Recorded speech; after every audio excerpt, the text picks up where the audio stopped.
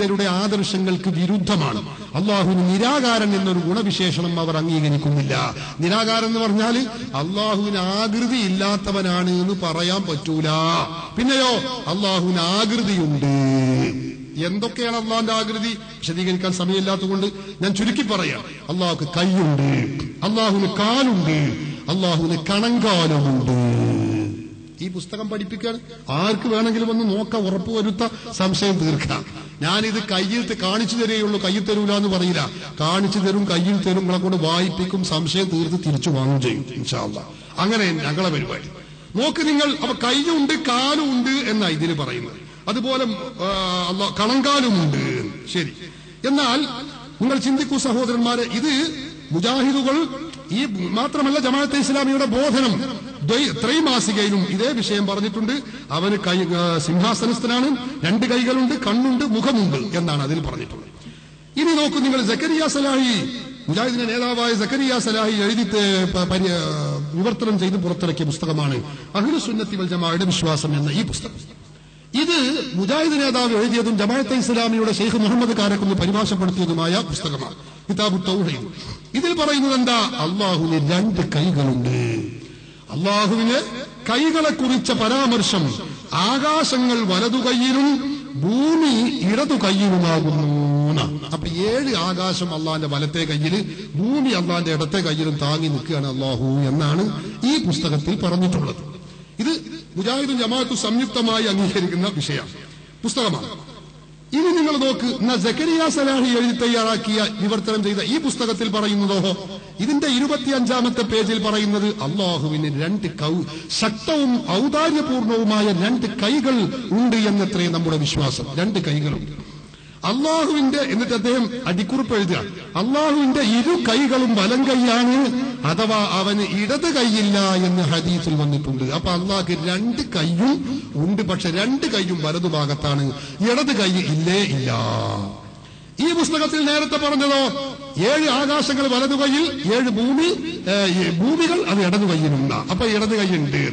ഇയാൾ എഴുതി തയ്യാറാക്കിയ പുസ്തകം ഇത് പ്രസിദ്ധീകരിക്കുന്നത് 2004-ലാണ്. ഇതിൽ പറയുന്നത് അള്ളാഹുവിന് 2 കൈയും വലം കൈയാണ്. നേരത്തെ ഉണ്ടായിരുന്ന ഇടത്തെ കൈ ഇവര് വെട്ടിമാറ്റി വലത്തേക്ക് ഫിറ്റ് ചെയ്തു പോയി. അങ്ങനെ 2 കൈയും വലതുഭാഗത്താണ്. മുസ്ലിമീങ്ങളുടെ വിശ്വാസം എന്താ? അള്ളാഹുവിന് കയ്യെന്നില്ല. ഇനി നിങ്ങൾ നോക്ക്, ഇത് സക്കരിയ സലാഹി പ്രസംഗിക്കുന്നത് നമുക്ക് കേൾക്കാൻ കഴിയും. അദ്ദേഹം പറയുന്നുണ്ട് എന്ത്? ഇടത് കൈ ഇല്ല എന്ന് അദ്ദേഹം പ്രസംഗിക്കുന്നുണ്ട്. അതൊന്ന് വെച്ചുകൊടുത്തു. അവന്റെ 2 കൈകളും വലതാണ്. ലാ ശിമാല ഫീഹിമാ, ആ 2 കൈകളിലും ശിമാലില്ല, ഇടതില്ല. അപ്പൊ അള്ളാഹ്ക്ക് ഇടത് കൈയില്ല, 2 കൈയും വലതാകുന്നു. ഈ പുസ്തകത്തിലും പറയുന്നത് അങ്ങനെ തന്നെ, മുമ്പ് പ്രസംഗത്തിലും അങ്ങനെ തന്നെ പറയുന്നത്. സഹോദരന്മാർ മനസ്സിലാക്കണം. എന്നാൽ നിങ്ങൾക്കറിയോ, ഈയിടെയായി മുജാഹിദ് പ്രസ്ഥാനത്തിന്റെ മുഖപത്രമായ അൽമനാർ, അൽമനാർ 2009 ജനുവരി മാസം ഇറങ്ങിയ അൽമനാറിൽ അള്ളാഹ്ക്ക് ഇടത്തെ കൈ വീണ്ടും പ്രത്യക്ഷപ്പെട്ടു. അതല്ലേ രസം. ഇത് നമ്മൾ എല്ലായിടത്തും ഞങ്ങൾ പറയാൻ തുടങ്ങി. ആദർശ പ്രചരണ യാത്രയിലും തുറന്നുള്ള പരിപാടികളൊക്കെ സുന്നി പ്രവർത്തകന്മാർ ഇത് പറയാൻ തുടങ്ങിയപ്പോ മുജാഹിദുകൾ സഹോദരന്മാരെ ചിന്തിക്കും. മുജാഹിദിന്റെ അൽമനാർ, ആ അൽമനാറിൽ പറയുന്നത് എന്താണ്?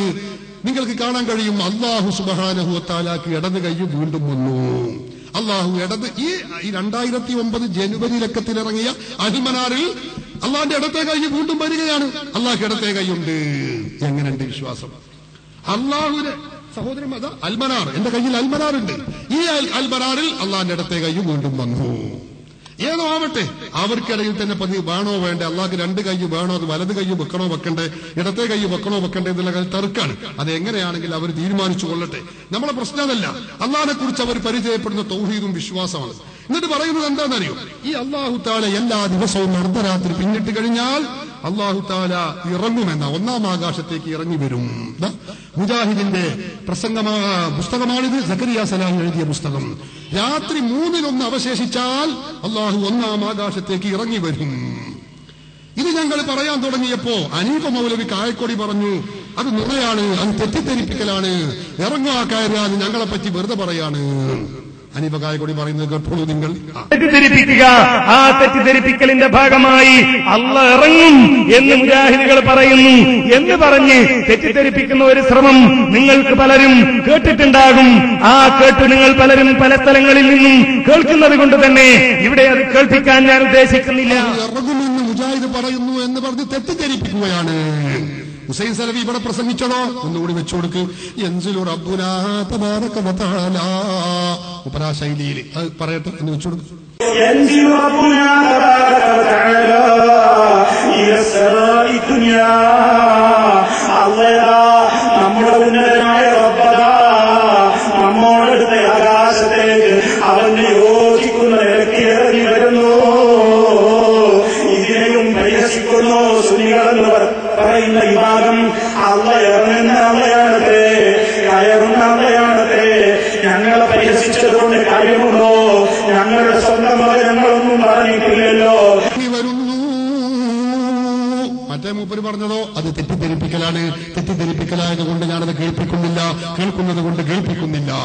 മൂപ്പര് പുത്തനത്താണി വന്നിട്ടും പറഞ്ഞത് എന്താ? ഇറങ്ങി വരുന്നു. പറയൂ, നിങ്ങൾ ആരാണ് ഇവിടെ തെറ്റിദ്ധരിപ്പിക്കുന്നത്? സഹോദരന്മാരെ, ഇനി നിങ്ങൾ ചിന്തിക്ക്, ഇത് മുജാഹിദിന്റെ അൽമനാറാണ്. ഈ വിശ്വാസത്തെക്കുറിച്ച് അള്ളാഹുവിന് ഇടതുഭാഗം വലതുഭാഗം, അള്ളാഹുവിന് സ്ഥലം രൂപം ജഡം ഉണ്ട് എന്നൊക്കെ വിശ്വസിക്കുന്ന വിശ്വാസത്തെക്കുറിച്ച് മുജാഹിദിന്റെ അൽമനാറാണ് എന്റെ കയ്യിൽ.